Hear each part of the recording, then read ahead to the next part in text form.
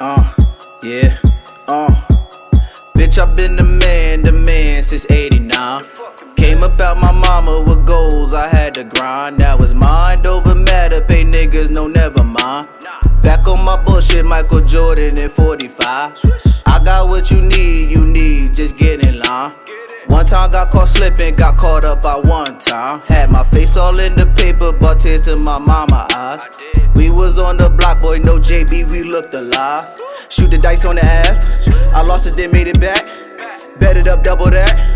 Head crack, get the cash, get the ass. Steve Nash with the pass, got the drive, no crash. Only do beef with the mash. Plies voice, you big mad. I be dolo, but the game's with me. Never stopping if the tank was empty. Till we touring out in every city.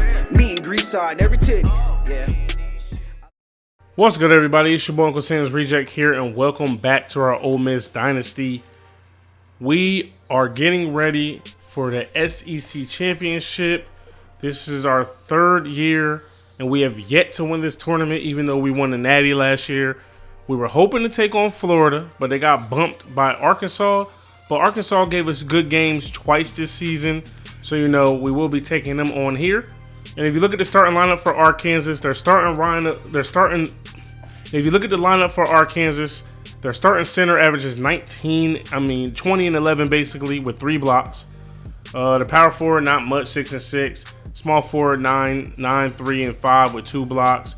22 and 3 and 3 from their shooting guard, and their point guard Anton Beard, 7, 6, a steal and a block a game. Some decent, help off the bench. And then looking at our starting lineup, Ollie's averaging a double-double. Corey Edmonds is averaging 8 and 7. Terrence Davis is averaging 15 and 4 in his final year. Freshman Jaden Martinez averaging 23, 4 and 2. Jack Husky averaging 7 and 6. I wish we knew his numbers like that he was averaging since he was starting. Jackson Hong gives us key minutes off the bench, so does Brandon Taylor. Marcavis Hyman gives us decent minutes, and so does Reese Jackson. Now, before we get into this game, I want to go ahead and confirm for you guys that this will be the very last season of the Ole Miss Dynasty. Viewership is down a little bit. Not very significant, but it's enough to make me, think that it's time to move on. But also, I have a lot of other series planned for you guys that I'm trying to get to. And since we already won a national championship, I don't think there's really a reason to drag this on. All right, you see here, there are A pluses across the board. We're A minuses. We're the number 1 team in the nation. They're number 7. We're going to rock out in the dark jerseys, and they'll rock out in their red. We already went over the starting lineups. They average 2 more points a game than us. We average the same amount of rebounds. We average more assists. We average the same amount of blocks.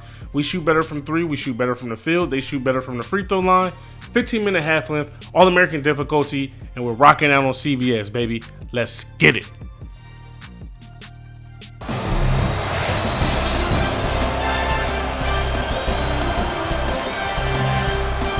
Here are a couple of players who will be looking to come out and make their presence felt. And there is the starting lineup for each team. Keep close attention on the 2 small forwards, guys. They're both talented. You can expect them to go at each other all game long. All right, baby, here it is. It's time. Ollie wins the tip. Oh, I forgot to play this game already. But Jaden Martinez is wide open. Nope. Bang. Oh, in and out. We got to be able to hit those, fam. All right, let's lock in here. Missing wide open shots with our best player. Rimming out. Come on, what you thought this was? He trying to go up in a few people in our faces. I can't even speak. There's too much room, stupid. Give me that. We ain't going to miss them all, dog. We are not going to miss them all. Jaden Martinez looking to be, the first freshman in program history to lead us to a natty. Last year was senior Markel Crawford as he gives up a jumper there. Don't let him get set. Push, Husky. You heard him say in the preview to watch out for both small forwards. Terrence Davis for us, he gets buckets. Jaden Martinez is open to it, though. That's too much room. These zones, they just pretty much dare us to shoot. We try to shoot them. We try to shoot people out of zones every single game. Been a minute since I played this game. Haven't been playing it as much, so my dribbling feels a little off. But once we get there with Husky again, We're going to get to the basket at will. Breakdown, drive, and kick. Good defense from Edmonds there. And somehow Husky does not pick up the loose ball. Good defense, fade away, and wow.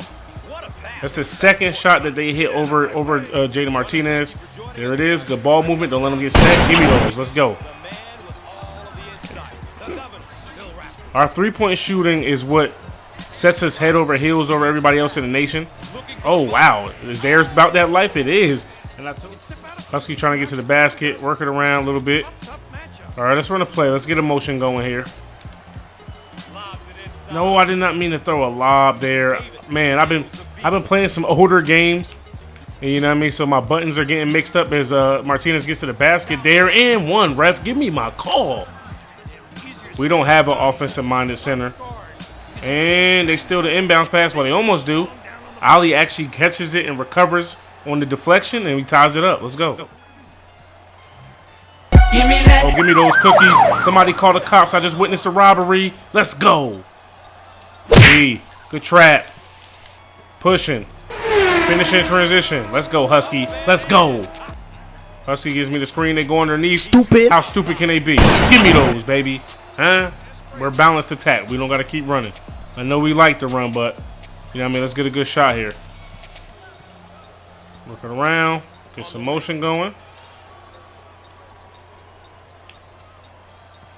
Go to work down here. Oh, they're doubling.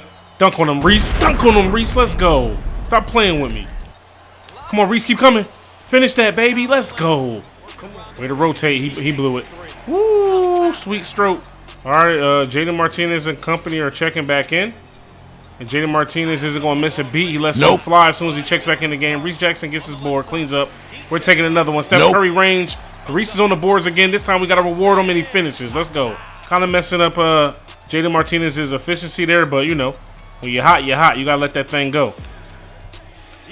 Way to close out on that, Reese. It does not matter. All right, we're going to attack at 5. Boom, got him. Oh, what was that, man?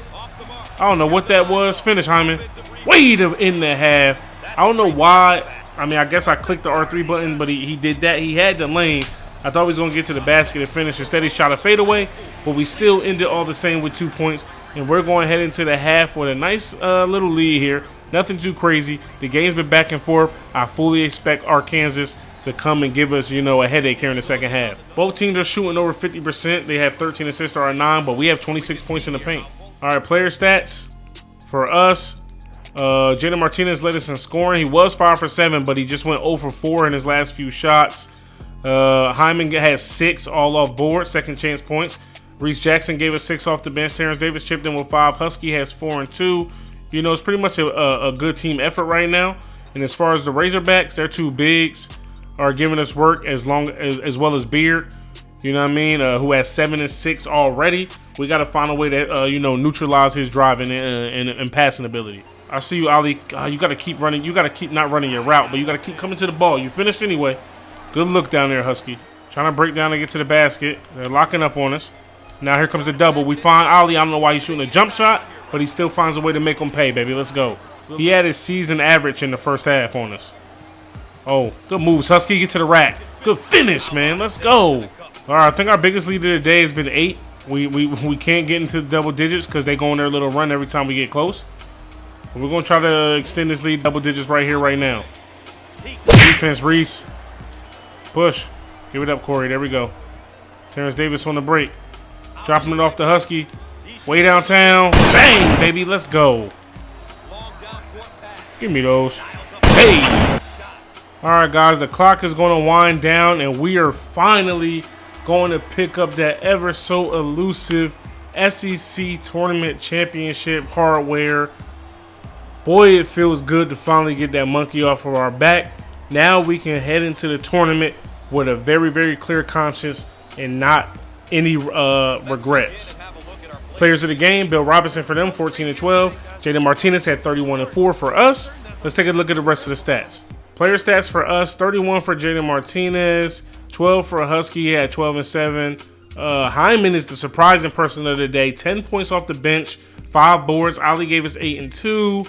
Taylor 6 and 1. Edmonds gave us 6 and 7, 4 assists, 2 blocks. He stuffed the stat sheet. Reese Jackson gave us 6 off the bench. Terrence Davis gave us 5. He didn't shoot the ball that much. 2 for 5, 1 for 3 from 3.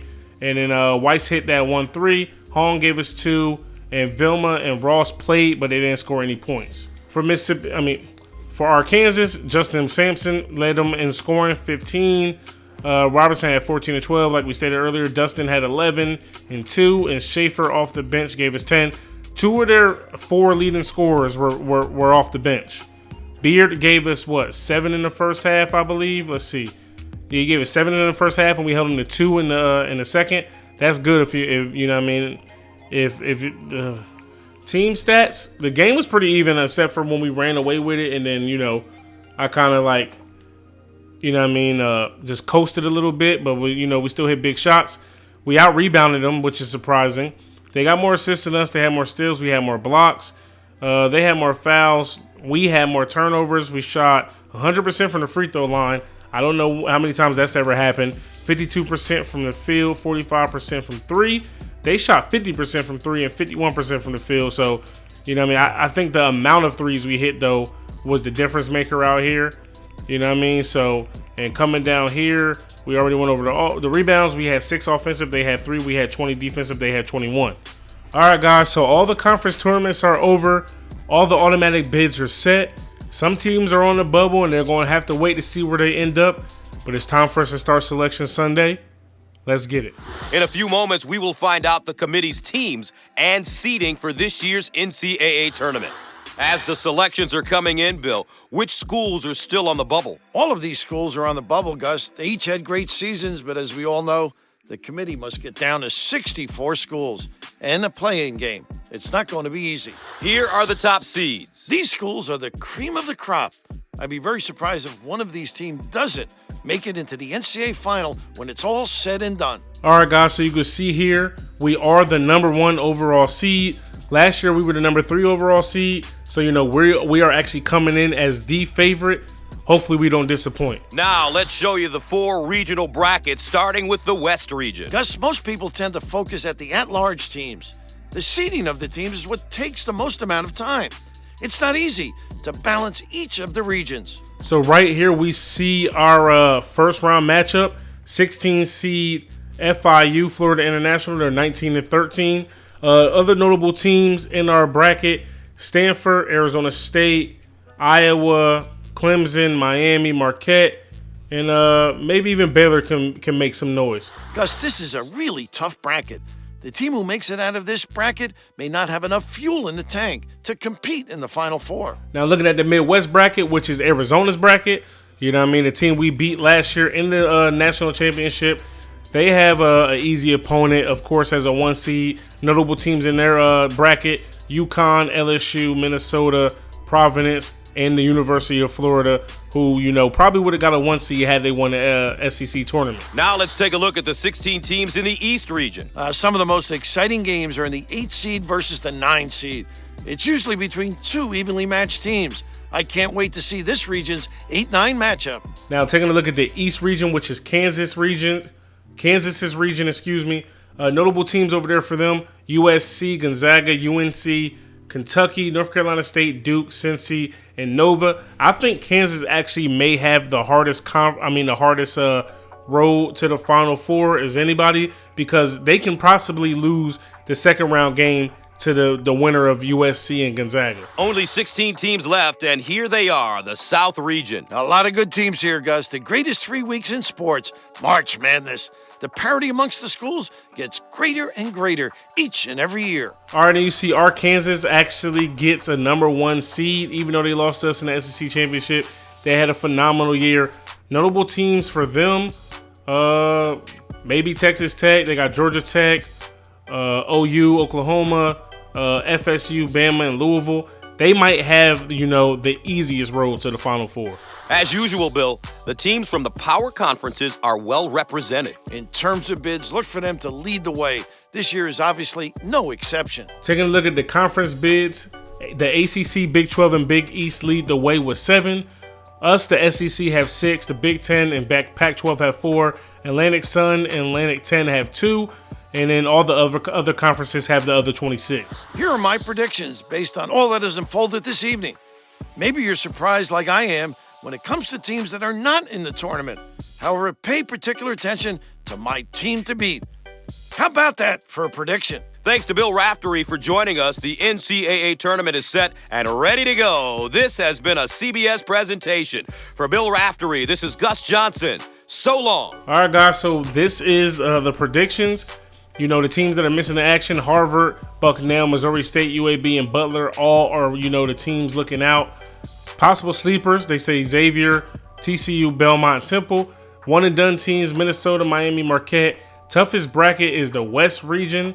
Team to beat, us, of course. Want to see it any other way. And Bucknell, Missouri State, UAB, Butler, and Harvard are all headed to the NIT. All right, guys, so the table is set. The tournament brackets are complete. Hopefully you guys filled them out. And hopefully you guys got us going all the way to, you know what I'm saying, to the Final Four. And maybe, I mean, even the Natty. They said our region was the hardest region. I don't really see it that way. You know what I'm saying? But I'm definitely not sleeping on any of these teams. We got to take it one game at a time and eventually get to our end goal. You know what I'm saying? Which would be this Final Four right here and ultimately this national championship. So hopefully you guys enjoyed this episode and you are ready to see the road to the Final Four, to the national championship. If you are, stop and smash that like button. Hit me up in the comment section below. Subscribe if you're new. It's your boy, Uncle Sam's Reject, arcadegames.com. I'm out of here. Peace.